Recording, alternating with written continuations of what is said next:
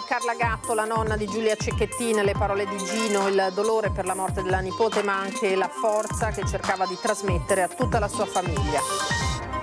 La Procura di Venezia ha aperto un fascicolo sul caso della battuta di caccia che ha visto protagonista Trump Junior con tanto di abbattimento di un esemplare protetto di anatra non cacciabile. Con l'arrivo del carnevale a Venezia è aumentata anche la presenza di borseggiatori, secondo Monica Poli, lady pickpocket. Alcuni tentano di derubare i clienti dei negozi e sono attive anche bande di minorenni. A Palazzo Balbi il presidente del Veneto torna sul tema del fine vita che ha provocato una spaccatura nel centrodestra. Al vaglio una circolare per tutte le ULSS in modo da uniformare le procedure. Siamo figli preoccupati, preghiamo per lui. A Padova, per il Dies Academicus, il patriarca di Venezia rivolge un pensiero a Papa Francesco per le sue condizioni di salute. Una delegazione di amici di Alberto Trentini questa mattina è stata ricevuta in Consiglio regionale su iniziativa della capogruppo Dem Camani per chiedere la liberazione del cooperante 45enne. A Mestre è pickleball mania perché la città è stata scelta come luogo dove in questi giorni si stanno svolgendo i campionati nazionali e internazionali. Buonasera, ben ritrovati, eccoci in diretta con l'edizione di Venezia dei nostri telegiornali. Prima di andare ai servizi di questa sera, alla cronaca di questa giornata, vi sottopongo il sondaggio di oggi in vista di Ring in prima serata su Antenna 3. È già forte il dibattito sul progetto della riforma sanitaria che trasformerebbe i medici di base da liberi professionisti a dipendenti del sistema sanitario pubblico, assegnati alle case e agli ospedali di comunità o alle centrali operative territoriali nei distretti. No dei sindacati della categoria alla rivoluzione. E allora vi chiediamo: trasformare i medici di base in dipendenti delle ULSS?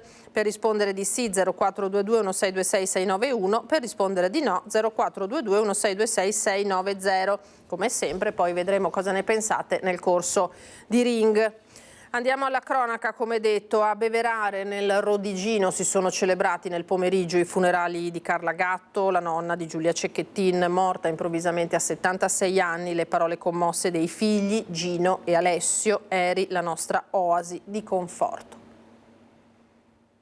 Ogni lutto ha scavato un solco più profondo dentro di lei. La sua forza l'ha sempre sostenuta, ma la morte di Giulia l'ha segnata. La morte di Giulia l'ha segnata profondamente, lasciandola senza più appigli. Aveva smesso di crederci, voleva mollare tutto. Poi un giorno, mentre parlavamo di sogni, si è resa conto che era un modo per onorare chi non poteva più inseguirli. E ho visto tornare una lieve luce nei suoi occhi.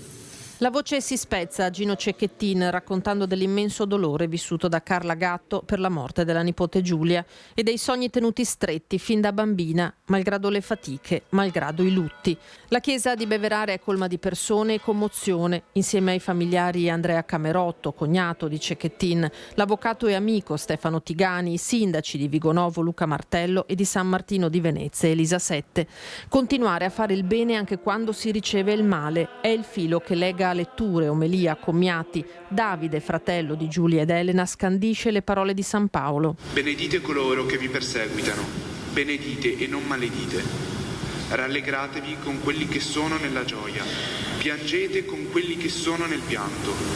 Non fatevi un'idea troppo alta di voi stessi.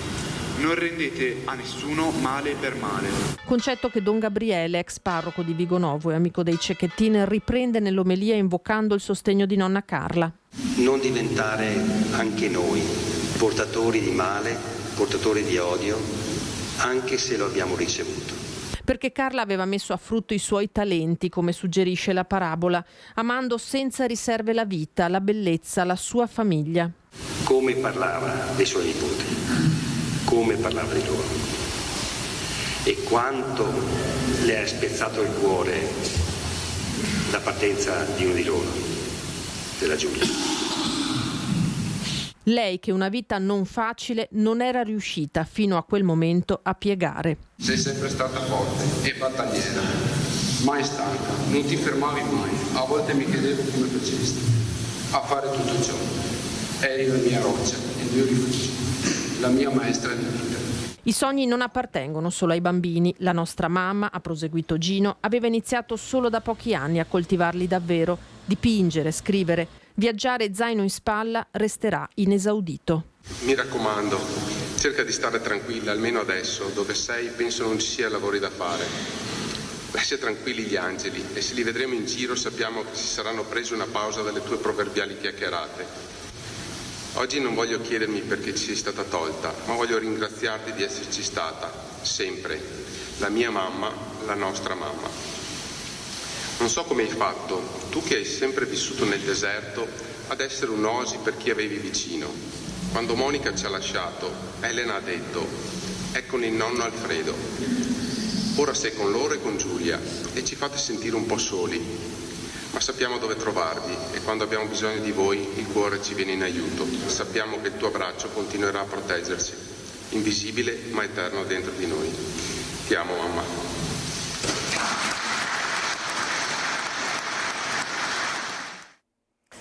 La Procura di Venezia ha aperto un fascicolo sul caso della battuta di caccia all'anatra che ha visto protagonisti Donald Trump Jr. e i suoi compagni con tanto di abbattimento di un esemplare protetto di casarca, anatra tutelata e non cacciabile, facilmente riconoscibile dal piumaggio arancione. Il fascicolo è stato aperto sulla base degli esposti presentati dal consigliere di Europa Verde Andrea Zanoni e da varie associazioni ambientaliste. L'ipotesi di reato è la violazione della legge regionale sulla caccia e sulla tutela delle specie protette. Al momento non è dato sapere se Trump Jr. sia indagato o meno, ma l'inchiesta affidata agli investigatori dei carabinieri forestali punta a capire chi abbia abbattuto l'anatra e se siano state o meno rispettate le norme sulla caccia regionali e italiane. Con l'arrivo del Carnevale a Venezia è aumentata anche la presenza di borseggiatori con due novità, secondo Monica Poli, dei cittadini non distratti. Alcuni tentano di derubare i clienti dei negozi e sono attive anche bande di minorenni. Sono circa le 11 di mattina e l'imbarcadero dell'Accademia non è particolarmente affollato. Una signora sta acquistando il biglietto del Vaporetto al distributore automatico con una carta di credito. Qualcuno la chiama mostrandole qualcosa sul cellulare e un istante, un millesimo di secondo, con una rapidità impressionante un uomo estrae la carta di credito e si allontana. In seguito ha poi gettato la refurtiva ed è fuggito. Scene che da anni a Venezia si ripetono decine di volte al giorno. Sono insistenti, io non ho mai visto un'insistenza così di adocchiare le borse, di tentare in mezzo alla gente senza nessun ritegno. Col Carnevale poi aumenta il lavoro anche per i ladri e quando aumenta il lavoro c'è bisogno di un rinforzo di personale. Bande di uomini, un'invasione di borseggiatrici donne, anche dalla Spagna. Abbiamo anche minorenni, sia bambine che maschietti. A stare sul piazzale della stazione con Monica Poli inevitabilmente si incrocia l'ingresso al turno di lavoro. Attenzione borseggiatrici! Ecco Shakira! Con Shakira arriva a stretto giro anche la spagnola, quindi tutte le altre. 1, 2, 3, attenzione le ladrone! Più o meno tutti i borseggiatori sono identificati con un soprannome dai cittadini non distratti. Una galleria che fa invidia alle maschere tradizionali del Carnevale. Vai! Vai! Che passa? Che passa? Ehi! C'è la banda che passa, ultimamente tra quelli che tentano il borseggio anche dentro i negozi, poi ci sono quelli di Sadiq, dal nome del barista che avevano picchiato perché aveva sventato un furto. Ci sono i nuovi arrivi e le vecchie glorie, tipo Sbessoetta, l'opera in città da circa 20 anni. Qui c'è l'impunità.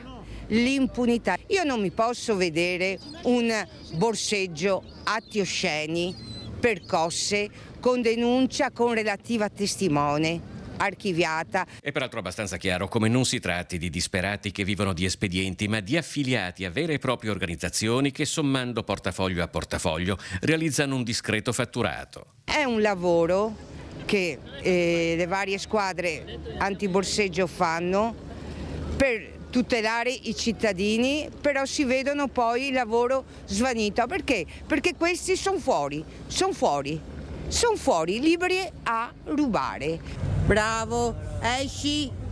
Attenzione ladrone! Guardate se avete il portafoglio!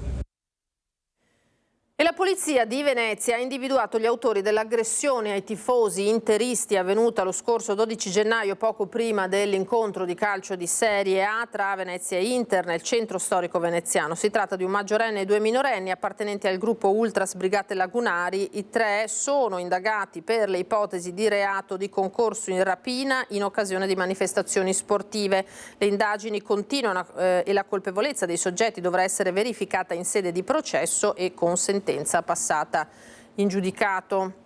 A Palazzo Balbi il presidente del Veneto torna sul tema del fine vita che ha provocato una spaccatura nel centrodestra. Al vaglio una circolare per tutte le ULSS in modo da uniformare la procedura. Stiamo cercando di capire se con modalità delle circolari alle ULSS quantomeno di stabilire un modus operandi che sia rispettoso del fatto che il cittadino malato terminale che ha i requisiti stabiliti dalla Corte Costituzionale abbia una risposta pressoché immediata. Nonostante le tensioni dei giorni scorsi con Fratelli d'Italia prima e con Forza Italia poi, che di fatto intorno al delicatissimo tema del fine vita hanno portato ad una spaccatura nel centrodestra in regione, il presidente Zaia va avanti e torna ad invocare una legge nazionale. Intanto però, in attesa di questa, la regione Veneto sta studiando una circolare per stabilire una procedura standard per tutte le ULSS che naturalmente, specifica Zaia, sia compatibile con la legge. Nell'ambito della libertà di fare una circolare cercheremo di capire fino a che punto si possono codificare questi passaggi che sono di natura tecnica e clinica. Veneto che per capire i margini di movimento in tal senso attende le motivazioni dell'impugnativa della legge toscana che prevede un periodo di 37 giorni dalla richiesta del paziente all'esecuzione del suicidio assistito. Non è una battaglia fondamentalista o estremista ma di civiltà, massimo rispetto, continua il governatore, per chi non la pensa come me. Credo che tutte le parti in causa abbiano un unico interesse, che è quello di chiedere una legge nazionale in un paese, evidenzia Zaia, dove nel 2017 è stata varata una norma per il cosiddetto testamento biologico. Chi è contro dovrebbe battersi con coerenza per vietare il fine vita, perché ricordo a chi è contro che in questo paese il fine vita esiste. Chi è contro deve prendere atto che oggi in questo paese è in atto un processo che lui non condivide. Rispondendo poi ad una domanda sull'autonomia nei giorni in cui al Ministero degli Affari Regionali riparte il tavolo sulle materie non LEP, Zaia fa il punto sull'iter in corso. Si va avanti con l'intento di preparare innanzitutto una intesa sulla prima materia delle 9 non LEP, che è la protezione civile. Non si esclude di lavorare anche di iniziare il lavoro anche su quello che è la previdenza integrativa e magari la giustizia di pace, che potrebbero essere ulteriori elementi in questa fase iniziale. A Padova oggi il Dies Academicus della Facoltà Teologica del Triveneto, che celebra i 20 anni dalla fondazione. Anche il Santo Padre ha inviato un messaggio e proprio per lui in queste ore tutto il mondo sta pregando. Ecco le parole del Patriarca di Venezia, Monsignor Francesco Moraglia. Il Santo Padre ha voluto esservi vicino oggi, tutti preghiamo per lui. Sì, noi siamo dei figli preoccupati per la salute del Papa e preghiamo augurandogli di ristabilirsi al più presto possibile e facciamo il tifo per lui e nello stesso tempo abbiamo una forza che è quella della preghiera che metteremo in atto. Quarto giorno di ricerche per ritrovare Diego Zaccheo, l'odontoiatra 63enne di Porto Gruaro che non ha dato più sue notizie da sabato all'ora di pranzo dopo essere uscito con la sua imbarcazione. Stamane la Capitaneria di Porto di Monfalcone ha ripreso a cercare via mare, ma la situazione è ancora complessa. Zaccheo, esperto di mare, aveva la barca ormeggiata a Lignano Sabbiadoro il giorno in cui è partito e poi scomparso. Una delegazione di amici di Alberto Trentini questa mattina è stata ricevuta in Consiglio regionale su iniziativa della capogruppo Dem Camani per chiedere la liberazione del cooperante 45enne detenuto in Venezuela. Siamo una rappresentanza degli amici di Alberto Trentini, che è un nostro caro amico, è un professionista della cooperazione internazionale da più di 20 anni e da 3 mesi non abbiamo più sue notizie. A Palazzo Ferrofini, presidente e consiglieri regionali hanno ricevuto una delegazione di amici di Alberto Trentini, il cooperante lidense detenuto nel carcere di Caracas dallo scorso 15 novembre.